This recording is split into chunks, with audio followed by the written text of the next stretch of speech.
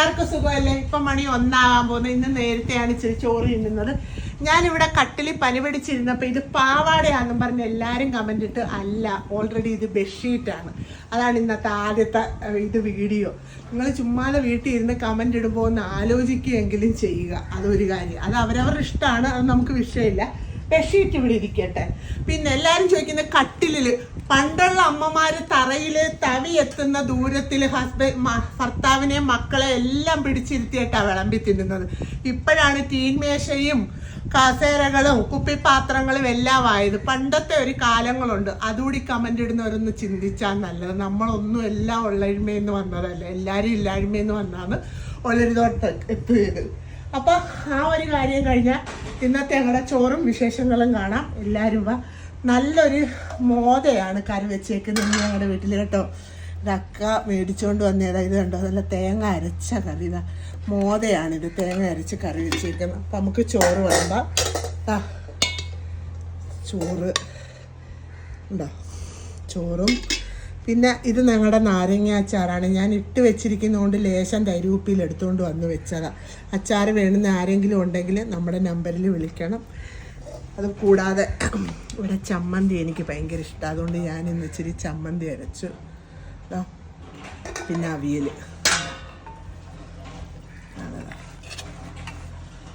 വെച്ച് ഉണ്ടോ. പിന്നത്തെ എന്ന് വെച്ചാൽ ഇത് മാങ്ങാച്ചാറാണ്. മാങ്ങാച്ചാർ വേണ്ടുന്നവർക്കും നമ്മുടെ ഇതിൽ കമൻറ്റ് ചെയ്യുക. പിന്നെ ഇഞ്ചി, വെളുത്തുള്ളി, എല്ലാ സൈസ് അച്ചാറുകളും ഉണ്ട്. കൂടാതെ തോട്ടുപുളി തീർന്നെന്ന് പറഞ്ഞായിരുന്നു, ഓട്ടോ സ്റ്റോക്കായിരുന്നു. പുളി വന്നിട്ടുണ്ട്. അപ്പോൾ തോട്ടുപുളി വേണമെന്ന് ആരെങ്കിലും ഉണ്ടെങ്കിലും നമ്മുടെ നമ്പറിൽ വാട്സപ്പ് ചെയ്യണേ. നമ്പർ ഞാൻ അവസാനം പറയാം.